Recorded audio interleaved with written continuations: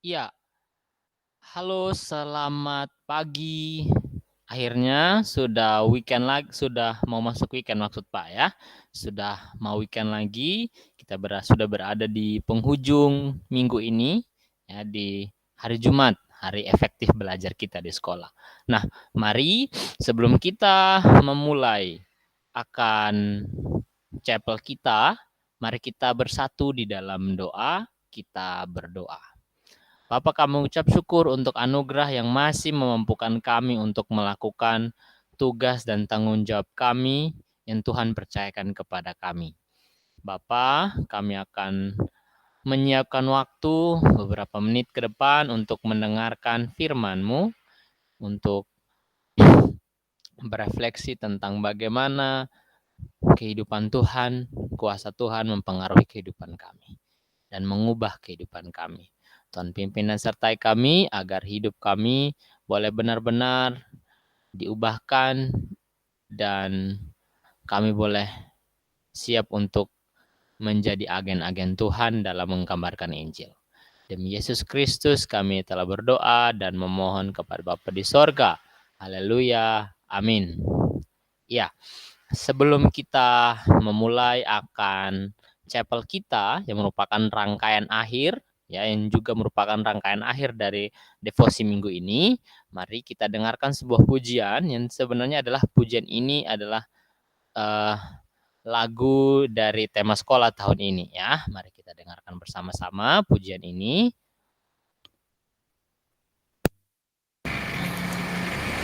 Semoga pujian ini membantu kita untuk menjadi lebih fokus dalam mendengarkan firman Tuhan.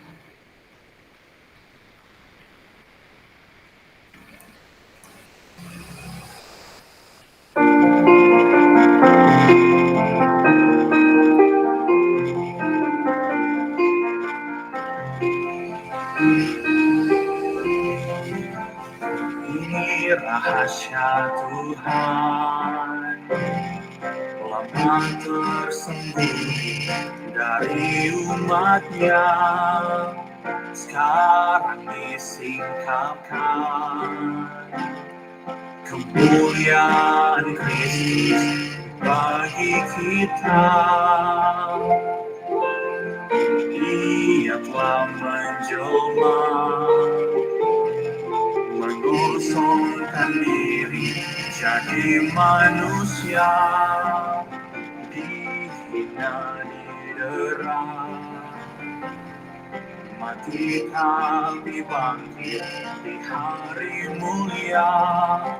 Dialah yang kami beritakan, tak tertandingi mulia Kau Tuhan. Dialah yang kami beritakan, semua mari agungkan namanya.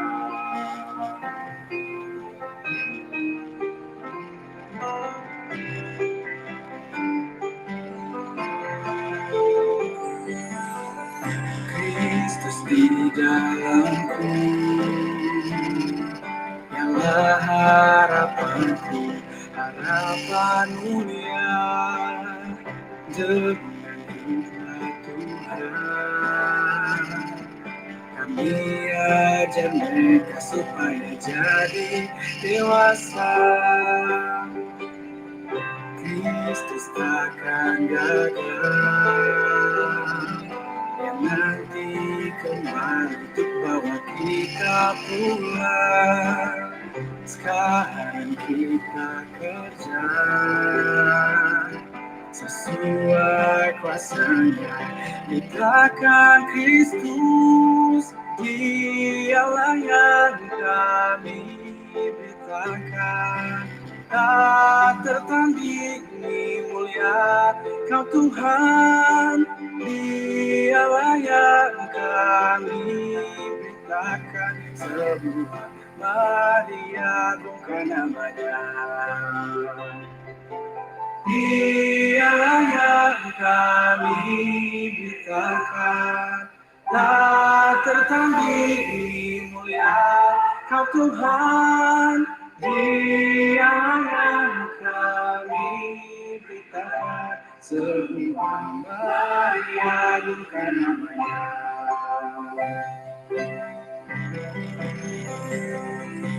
Dia yang kami beritakan, tak tertanding dimuliakan Tuhan.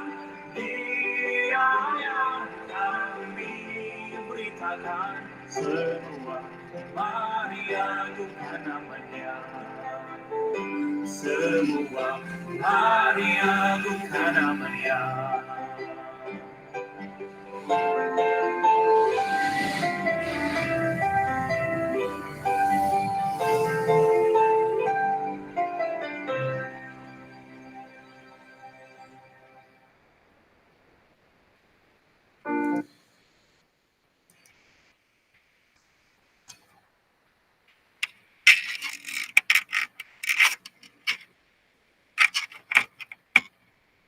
Iya.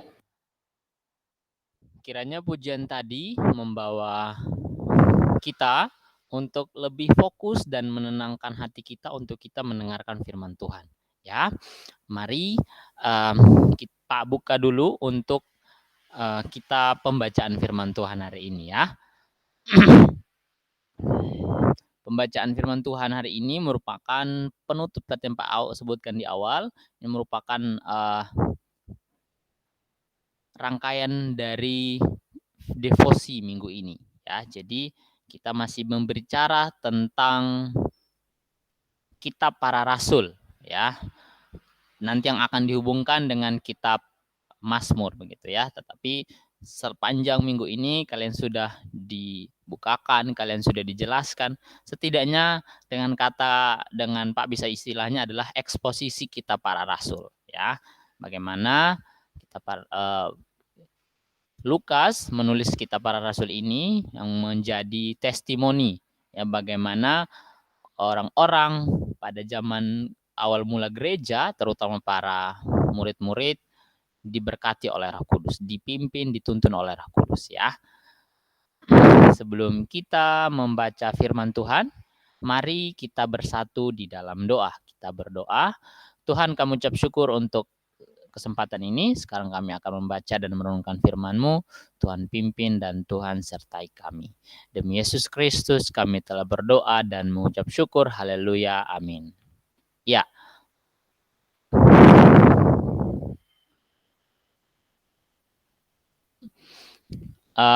Silakan persiapkan Alkitab kamu sambil menunggu ini dilodingkan. Silakan persiapkan Alkitab kamu atau mungkin ambil air, siapkan juga air supaya sama nonton kalau haus boleh diminum ya.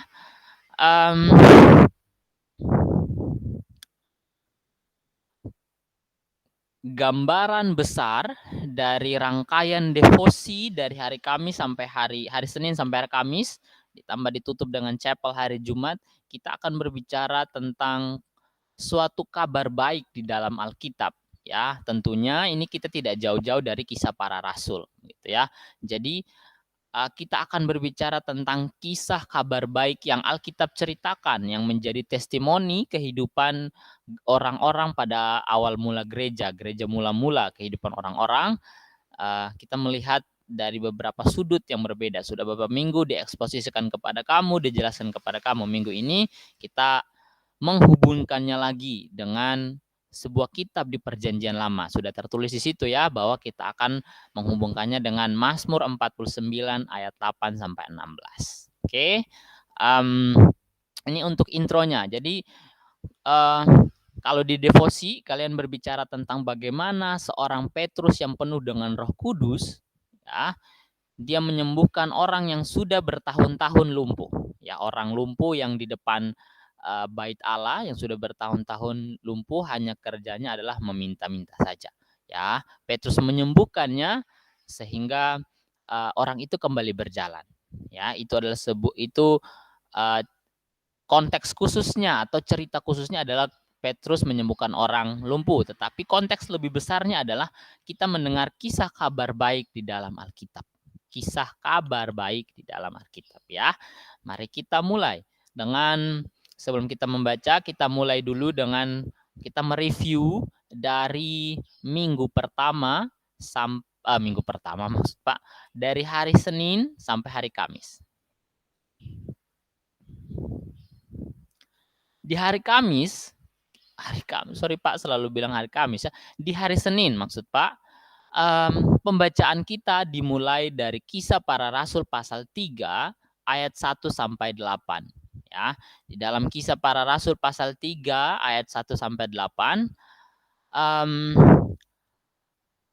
Pak merangkumkan di sini di mana Yesus dan kuasanya memberi harapan atau menjaminkan harapan hidup bagi orang yang telah bertahun-tahun lumpuh begitu.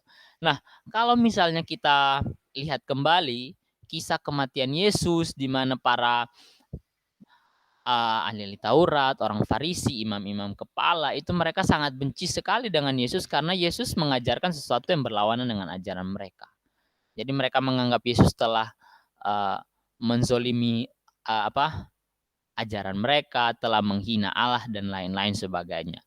Ya, jadi mereka menguburkan Yesus supaya dengan harapan orang-orang Israel itu tidak terpengaruh dengan kepercayaan dia dan mereka tetap berada di bawah ajaran mereka begitu. Mereka itu yang Pak maksud adalah ahli Taurat, orang-orang Farisi dan imam-imam kepala begitu ya. Namun kebangkitan Yesus dan kuasa Roh Kudus yang turun kepada setiap para murid ya, dan ketika mereka mengadakan mujizat, orang lumpuh yang mungkin sudah hilang harapannya bertahun-tahun, apalagi ketika dia yang tiap hari duduk di depan bait Allah, dia menantikan, pasti dia mendengar, oh Yesus menyembuhkan di sana, Yesus membangkitkan di sini dan lain-lain sebagainya. Tetapi dia menunggu hari itu datang supaya Yesus bisa menghampiri dia. Namun mungkin harapan itu hilang ya. Harapan untuk bisa disembuh itu hilang karena Yesus sudah mati disalibkan. Tetapi kabar baiknya adalah Yesus itu bangkit begitu. Kebangkitan Yesus membawa harapan. Nah, ketika dia bangkit dan dia naik ke sorga, Roh Kudusnya, Roh yang kudus atau Roh Kudus turun menaungi para murid begitu. Ya, Roh Kudus dan Yesus itu adalah sama-sama Allah. Jadi ya kita tidak bisa membilang oh itu bukan Yesus, tapi dalam ketritunggalan mereka adalah Allah begitu ya. Jadi Roh Kudus datang ke dalam para murid sehingga harapan yang orang lumpuh itu tadi punya tidak sirna. Dia mendapatkan harapan hidupnya kembali. Dia bisa berjalan, bisa bekerja dan lain sebagainya. Ya, jadi kita bisa melihat di Kisah Para Rasul pasal 3 ayat 1 sampai 8 ini berbicara tentang harapan hidup yang kembali diberikan kepada orang lumpuh karena Yesus dan kuasanya. Kemudian kita berbicara lagi tentang hari kedua ya dari Kisah Para Rasul pasal 3 ayat 9 sampai 16 di mana setelah Petrus menyembuhkan orang lumpuh itu di depan banyak orang di bait Allah pasti akan banyak orang ya. Petrus tahu diri ya, dia tahu diri, dia menyatakan bahwa dengan kuasa Yesuslah yang mereka salibkan itu, dia menyembuhkan orang ini. Artinya Petrus tidak menyombongkan diri mengatakan bahwa orang ini sudah saya sembuhkan, tapi Petrus tahu diri, dia sadar dan dia menyatakan bahwa yang menyelamatkan adalah Yesus begitu. Dia tahu bahwa dia hanya media yang Tuhan pakai untuk menyatakan kuasanya. Media yang Yesus pakai untuk menyatakan memberikan harapan hidup bagi orang lain. Begitu ya. Kemudian di sini kita juga bisa melihat bahwa dari perjanjian lama sampai perjanjian baru terakhir di Kisah Para Rasul ini yang kita bahas, kita bisa melihat bahwa Allah kita adalah Allah yang berjanji. Allah yang berjanji ya, di mana kamu bisa menemukan seorang Allah yang menaruh janji kepada ciptaannya. Biasanya ciptaan yang berjanji untuk tidak menyakiti, untuk hidup sesuai perintah Allah, untuk hidup dalam ketetapan Allah. Tapi Allah kita adalah Allah yang berjanji. Namun dia hanya bukan seorang pejanji yang ulung begitu ya, tetapi dia juga Allah yang menepati janjinya. Allah yang mencontohkan bagaimana kita seorang pengikutnya berjanji kita harus juga tepati. Ya, Allah menepati janjinya dengan memberikan kuasanya kepada para murid supaya murid-murid tidak sendirian dalam menyatakan Kristus dan kuasanya. Roh Kudus menaungi mereka. Lalu kita ke hari yang ketiga, ya. Hari yang ketiga di mana kalian dijelaskan bagaimana kisah para rasul ini berhubungan dengan Injil. Ya, kisah penyembuhan orang lumpuh ini berhubungan dengan Injil, begitu. Orang lumpuh yang sudah bertahun-tahun di depan bait Allah, bagi dia kematian Yesus menghilangkan harapannya agar bisa berjalan, ya. Namun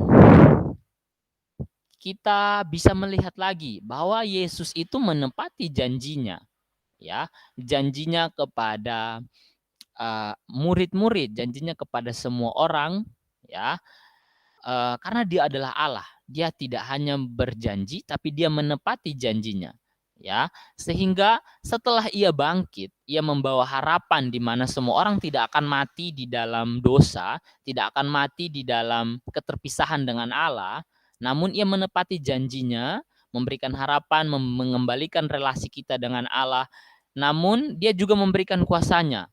Nah, salah satu bentuk harapan yang Allah berikan kepada orang-orang, terutama orang lumpuh pada zaman itu adalah dia bisa berjalan kembali. Sehingga harapannya tidak sirna, begitu ya. Nah, setelah kita melihat bahwa adanya harapan hidup yang tidak sirna dari orang lumpuh karena Yesus dan kuasanya, maka kita bisa melihat di ayat selanjutnya, Kisah Para Rasul pasal 3 ayat 17 sampai 16 maksud Pak, bentuk nyatanya seperti apa? Di mana Petrus tahu bahwa orang ini karena memang dia tiap hari di bait Allah, dia mendengarkan tentang nubuat-nubuat yang Yesus lakukan, dia sudah percaya. Namun dia tidak tahu, tidak ada orang yang mengajarkan kepada dia itu siapa itu Yesus, tidak ada orang yang memperkenalkan. Namun dia percaya bahwa harapan untuk hidup hanya bisa dia temukan di dalam Yesus, gitu. Petrus mengetahui itu, dan ketika sampai di depan situ, Petrus mengatakan bahwa bangunlah dan berjalanlah, gitu ya. Petrus menyatakan bahwa kamu disembuhkan dalam nama Yesus, begitu. Berjalanlah, begitu. Angkatlah tilammu dan berjalanlah. Atau perkataan Petrus yang menyuruh orang itu untuk berjalan. Petrus tidak menyembuhkan, memberikan obat, tapi Petrus memberikan instruksi untuk dia berjalan. Karena iman yang orang lumpuh itu miliki, ya, percaya bahwa harapan untuk berjalan hanya ditemukan dalam Yesus, maka ia bisa berjalan karena imannya membuat ia percaya, gitu ya. Maka kita bisa melihat bahwa Injil berbicara tentang kabar baik, kematian, kebangkitan Yesus, kenaikan Yesus, memberikan harapan hidup yang nyata bagi orang lain, terutama bagi orang lumpuh ini. Ya, selanjutnya di hari keempat, ini lebih kompleks lagi, Kisah Para Rasul pasal 4 ayat 1 sampai 22. Di sini kamu bisa melihat bagaimana Roh Kudus, ya. Di situ dijelaskan bagaimana Petrus yang mengkonfrontasi para imam-imam kepala. Jadi kalau misalnya kita ingat kisah di mana waktu itu Yesus diadili di pengadilan, Petrus yang waktu itu adalah penakut, ditanyakan 3 kali tentang apakah kamu murid mengenal orang ini, dia menyangkal Yesus sebanyak 3 kali. Namun Roh Kudus mengubah Petrus yang penakut ini menjadi seorang Petrus yang berani. Dia mampu mengkonfrontasi, mampu menyatakan pembelaan imannya, menyatakan tentang Kristus itu kepada para imam-imam. Ya, nah kita bisa melihat di sini juga bahwa selalu ada kesempatan untuk memberitakan Injil. Entah kita menyadarinya atau tidak, tetapi akan selalu ada kesempatan untuk menyatakan Injil. Dimulai dengan kita menyatakan kebenaran terlebih dahulu. Ya, Yesus yang telah bangkit, apa yang akan kita sampaikan? Yesus yang telah bangkit dan memberi harapan bagi kita semua. Harapannya apa? Kita tidak mati dalam keterpisahan dengan Allah, kita kembali dalam relasi yang hidup dengan Allah, kita bisa memanggil Allah kita Bapa, begitu ya. Kebangkitan Yesus mengalahkan maut, begitu, dan memberi harapan pada kita. Nah, tugas kita adalah memberitakan Injil. Jika di dalam Kisah Para Rasul 4 ayat 1 sampai 22 ini, para imam-imam kepala memilih untuk tidak percaya, masih mengeraskan hatinya. Apakah ini menjadi indikator bagi saya untuk ciut dalam menyatakan Injil atau menyatakan kebenaran Kristus? Jawabannya tidak, ya. Tugas kita hanya memberitakan Injil. Begitu ya. Kita hanya memberitakan Injil, Roh Kudus yang akan membuat orang percaya. Waktunya kapan? We don't know. Ya, waktunya kapan? Kita tidak tahu. Karena itu hanya pertumbuhan itu hanya Allah yang akan memberikan. Ya, Roh Kudus yang akan menginisiasi segala sesuatu sehingga orang itu akan beralih menjadi dari yang tidak percaya menjadi percaya kepada Yesus. Nah, di akhir daripada minggu ini ya, kita akan melihat connection between each day. Jadi dari hari pertama sampai hari keempat kita akan melihat koneksinya. Nah, ini ditutup dengan kitab daripada Mazmur yang merupakan testimoni dari seorang Daud yang hidup bergumul dengan Allah. Ya, dari hari keempat sampai dengan hari pertama sampai hari keempat. Nah, kita baca dulu dari Mazmur pasal 49 ayat yang ke-8 sampai ayat yang ke-16 gitu. Mazmur, silakan buka Alkitab Anda dari Mazmur pasal 49 ayat 8. Pak bacakan untuk kita semua Mazmur 49 ayat 8 sampai 16. Ya.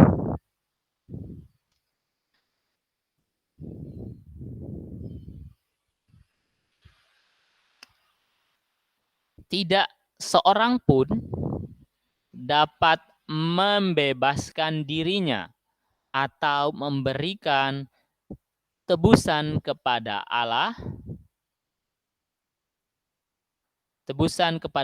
ganti nyawanya. Karena terlalu mahal harga pembebasan nyawanya dan tidak memadai untuk selama-lamanya. Supaya ia tetap hidup untuk seterusnya dan tidak melihat lubang kubur. Sungguh akan dilihatnya orang-orang yang mempunyai hikmat mati, ya, orang-orang yang mempunyai hikmat akan mati, orang-orang bodoh dan dungu pun binasa bersama-sama dan meninggalkan harta benda mereka untuk orang lain. Kubur mereka ialah rumah mereka untuk selama-lamanya, tempat kediaman mereka turun-temurun. Mereka menganggap ladang-ladang milik mereka. Tetapi dengan segala kegemilangannya, manusia tidak dapat bertahan.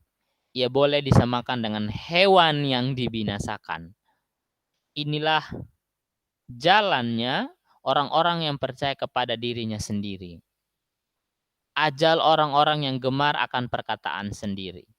Seperti domba, mereka meluncur ke dalam dunia orang mati, digembalakan oleh maut.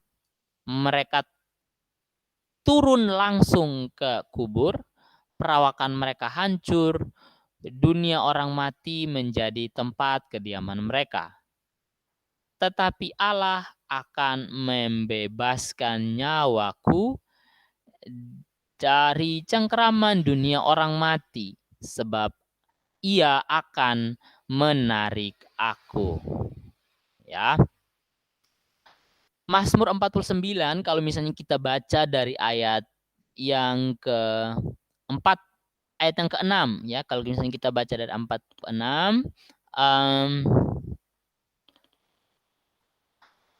ini merupakan testimoni ya, di mana kalau misalnya kita baca di situ pada Daud mengatakan bahwa Mengapa aku takut pada hari-hari celaka, pada waktu aku dikepung oleh oleh kejahatan pengejar-pengejarku. Ya, jadi Daud, kalau misalnya kita ingat bagaimana waktu itu Daud dikejar-kejar, hampir dibunuh mati. Ya, Daud dia bersembunyi di satu tempat ke tempat yang lain, di dalam gua dan lain sebagainya, seperti orang buronan. Daud di dalam kesendiriannya, dia membuat sebuah perenungan, ya, membuat sebuah perenungan yang sangat indah, ya. Di dalam Mazmur pasal 49 ayat 8 sampai 16, kita diberikan sebuah penjelasan yang sangat detail tentang bagaimana manusia itu tidak berdaya untuk kembali dengan relasi dengan kepada Allah, begitu. Kembali kepada relasi dengan Allah. Ketidakberdayaan manusia bahkan untuk menolong dirinya sendiri. Ya. Jadi kita di situ diumpamakan bahwa kita ini domba yang digembalakan oleh maut, begitu ya. Domba dan gembala, yaitu kalau di kehidupan zaman dahulu itu memang sangat dekat sekali, makanya Daud ambil seperti itu. Tapi biasanya gembala itu ya manusia. Kalau Yesus mengumpamakan bahwa gembala itu pasti akan tahu dombanya, dombanya pun akan tahu gembalanya. Maka ya kalau misalnya di sini Daud bilang bahwa gembala kita adalah maut, ya berarti memang kita tahu kita sudah hidup di dalam maut, kita sudah hidup bersama-sama dengan maut, sehingga kita mengenal maut dan maut sangat mengenal kita. Kita adalah kepunyaan maut, begitu. Nah, di situ dijelaskan, ada juga disebutkan bahwa ya kita tidak bisa ngapa-ngapain, gitu. Kita tidak berdaya bahkan untuk menolong kita sendiri keluar dari lubang maut ini, keluar dari lubang dosa kita sendiri dan kembali kepada relasi dengan Allah, begitu ya. Dan selain dijelaskan betapa ketidakberdayaan kita sebagai manusia, ya, kita dijelaskan juga tentang betapa mahalnya harga penebusan terhadap umat manusia. Di situ ada disebut ladang-ladang, ada disebut rumah-rumah, harta gemilang dan lain sebagainya. Itu tidak ada harganya dengan kita, begitu ya. Penebusan manusia ini mahal harganya, ya. Namun kalau misalnya kamu baca sampai di terakhir, di situ Daud tidak hanya menjelaskan, atau Mazmur ini tidak hanya menjelaskan tentang manusia yang tidak berdaya, harga penebusan manusia. Namun kalau misalnya kamu lihat di pasal 15 atau misalnya di ayat, kalau dalam Alkitab kamu pasal 16, di situ Daud juga membuat sebuah pernyataan bahwa Allah akan membebaskan nyawaku dari cengkraman dunia orang mati, sebab Ia akan menarik aku. Lihat yang di bold merah, ya. Kata-kata yang di bold merah menunjukkan bahwa there is a hope. Ya, there is a hope yang akan Allah nyatakan. Ada sebuah promise, ya, ada sebuah promise yang Allah akan nyatakan kepada umat-umatnya. Allah akan membebaskan nyawaku dari cengkraman orang mati. Ya, kita bisa melihat bahwa Allah sudah dengan kuasa Roh Kudus, ya, kuasa Rohnya pada waktu itu yang menaungi pemazmur, yaitu misalnya Daud, menyatakan bahwa dengan adanya roh Allah di dalamnya, maka dia memberikan ilham kepada Daud untuk menuliskan Mazmurnya ini. Ya, jadi di situ dikatakan bahwa Allah akan membebaskan nyawaku dari cengkraman orang mati. Kita hubungkan lagi dengan pembahasan kita di devosi hari-hari sebelumnya dalam minggu ini, bahwa Allah kita adalah Allah yang berjanji.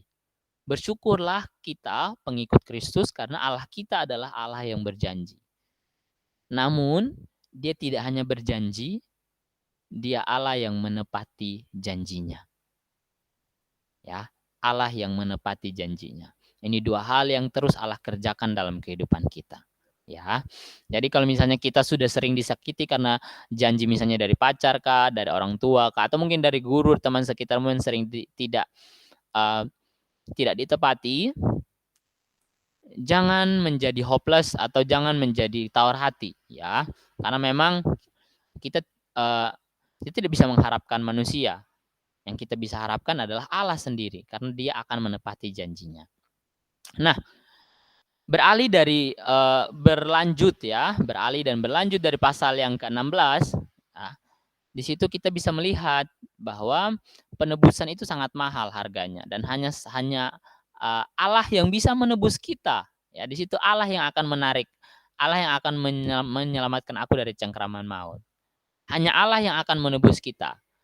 Dalam pribadi Yesus, ya, dalam pribadi Yesus ada dua natur yang tidak bercampur. Natur Allah, ya, sebagai Allah dan juga sebagai manusia. Ini tidak akan bercampur, yang membuat Yesus adalah Allah itu sendiri dan juga adalah manusia itu sendiri. Kenapa manusia tidak bisa menebus dirinya sendiri? Pertama, karena mereka sudah mati. Di hadapan Allah mereka sudah mati, begitu ya.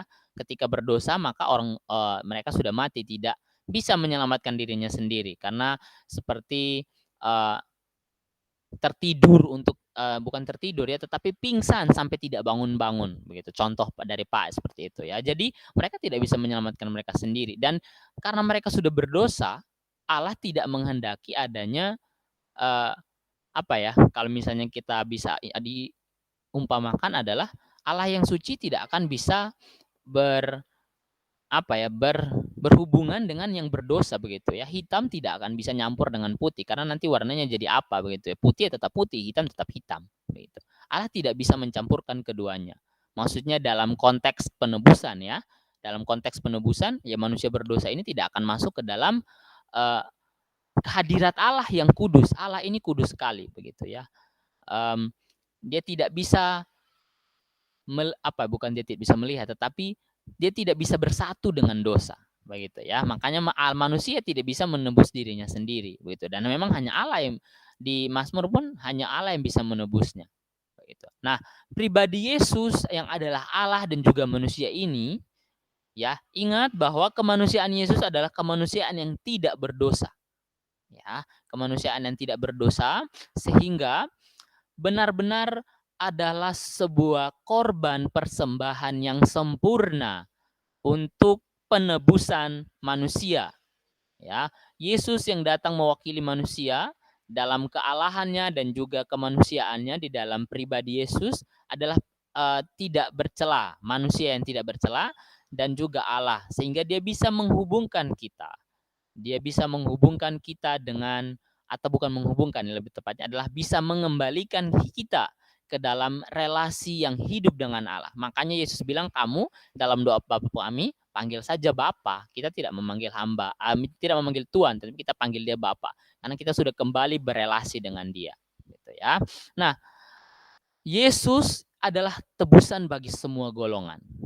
Ini yang membuat Petrus menyatakan dengan sikap berani, ya, tidak hanya menebus orang-orang yang percaya kepada dia, tetapi Yesus menebus semua orang, gitu ya. Yesus menebus semua orang, orang lumpuh semua golongan, orang lumpuh disembuhkan, rakyat atas, rakyat golongan bawah, rakyat pribumi dan lain sebagainya. Yesus adalah tebusan bagi semua golongan, tidak membedakan golongan apapun, ya. Melalui pengalaman hidup yang Petrus alami, di mana dia hidup bersama-sama dengan Yesus, mengalami banyak perubahan dari yang pertama adalah seorang penakut menjadi seorang yang berani penuh dengan Roh Kudus, ya. Petrus dengan gagah berani, ya, dengan pengalaman yang sudah membuat dia percaya dan Roh Kudus yang menguatkan dia berani menyatakan pada pemimpin agama yang ada waktu itu di Bait Suci bahwa keselamatan hanya di dalam nama Yesus. There is no other name in this world can save us, ya, kecuali Jesus, ya, kecuali nama Yesus, begitu ya. Nah, apa yang akan kita pelajari di dalam minggu ini sebagai pedoman kita, atau misalnya dalam minggu ini, dalam hari ini untuk menjalani kehidupan kita, ya. Pertama, ingatlah bahwa Allah kita adalah Allah yang berjanji dan Allah yang menepati janjinya. Dia memberikan kita Roh Kudus, ya, yang menopang kita. Mungkin kita bukan Petrus yang berada pada zaman mula-mula, ya. Kita sekarang sudah menerima Roh Kudus, kita sudah diberikan Alkitab, kita mengerti tentang bagaimana apa yang Allah mau dalam kehidupan kita. Tentunya setiap daripada kita, kalau kita belajar kisah Petrus yang belajar dari pengalamannya dan diberikan kuasa oleh Roh Kudus, ya, pengalaman hidup akan membawa kita masing-masing melihat betapa Roh Kudus menopang dan membawa kita atau he shape us, ya. Jadi dia membentuk kita melalui setiap proses pendewasaan yang ada. Setiap proses yang membuat kita makin berubah pola pikir, world view, dan juga sikap, karakter kita, ya. Penebusan itu tidak hanya terjadi kepada status kita, tetapi dikerjakan tiap hari, ya, tiap hari sehingga kita bisa terbentuk sebuah pola pikir yang menyerupai Kristus, world view yang melihat benar-benar sesuai cara pandang Alkitab, cara pandang Kristus, lalu karakter yang tiap hari makin menyerupai Kristus, begitu ya. Jadi penebusan itu bersifat menyeluruh di dalam kehidupan kita. Bukan hanya status kita yang dijadikan sebagai anak Allah, tetapi kita juga diberikan pembaharuan akal budi. Ya. Nah, maka kalau kita hubungkan dengan tema sekolah kita, ya, adalah Christ we proclaim, maka hidup bergaulah dengan Kristus dan kebenarannya. Bagaimana caranya? Baca Alkitab. Ya. Kalau memang kamu misalnya kamu terlalu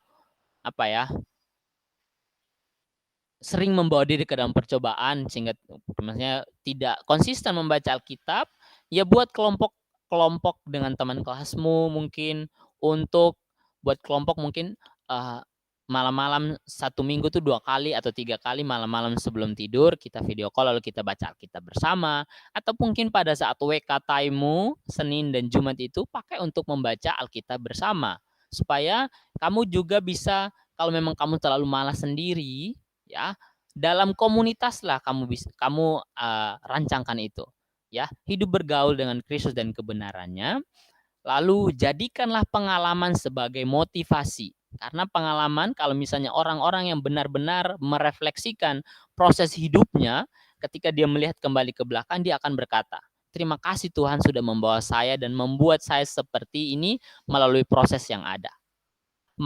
Setelah kamu termotivasi dengan pengalamanmu, lihat kembali, maka sampaikanlah kebenaran Kristus. Ingat bahwa mengabarkan Injil, menjadi pekabar Injil itu akan selalu ada kesempatannya, ya. Akan selalu ada kesempatannya dimanapun, kapanpun itu pasti akan selalu ada. Ya, sampaikanlah kebenaran Kristus. Hiduplah sesuai kebenaran Kristus, ya. Jangan hanya sampaikan, tetapi yang paling terpenting adalah hiduplah sesuai kebenaran Kristus dan sampaikanlah kebenaran Kristus kepada orang lain. Namun ingat bahwa Roh Kudus yang akan menolong kamu. Jangan kita menjadi ciut nyali ketika kita menegur orang tentang satu hal, lalu orang itu bilang, kamu saja belum sempurna, kenapa kamu negur saya, begitu ya. Makanya Pak bilang, kita harus menghidupi kebenaran itu, kita nyatakan kepada orang lain. Ingatlah, Roh Kudus yang akan menolong kita dan juga orang yang kita tegur untuk mengalami perubahan. Ya, Roh Kudus menolong kita untuk bisa berani menyatakan kebenaran Kristus tentang Injil Kristus, dan juga Roh Kudus yang akan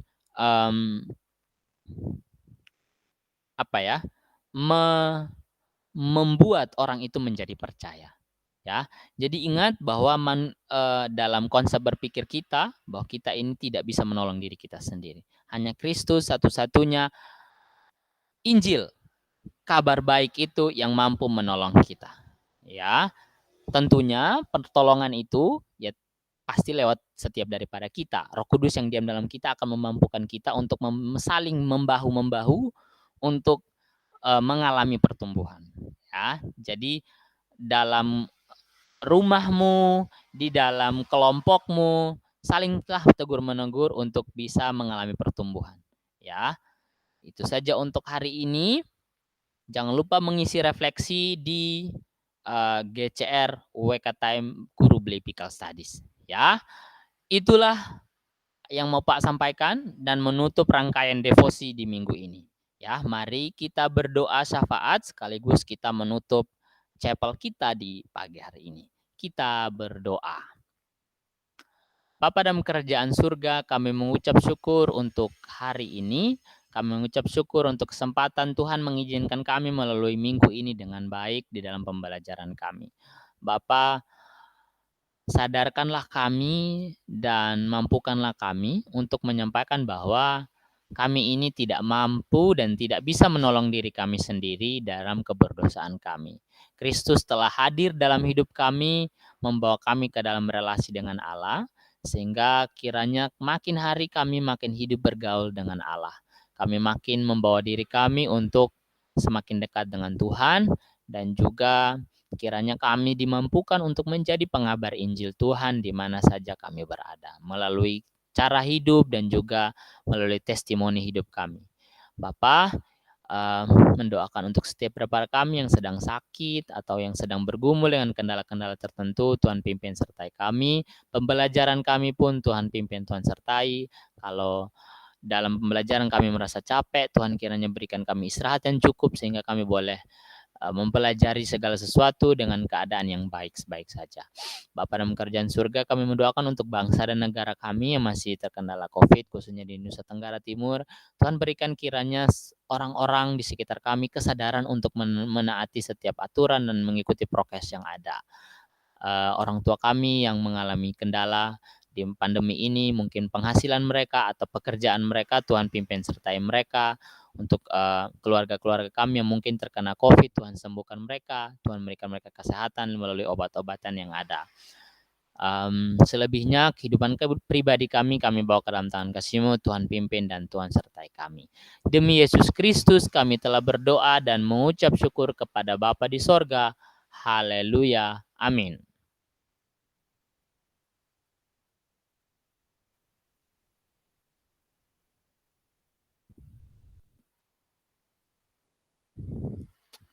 Ya, terima kasih sudah mengikuti chapel. Silakan mengisi refleksi yang ada di GCR Guru BS kamu ya. 1, 2, 3. Shalom.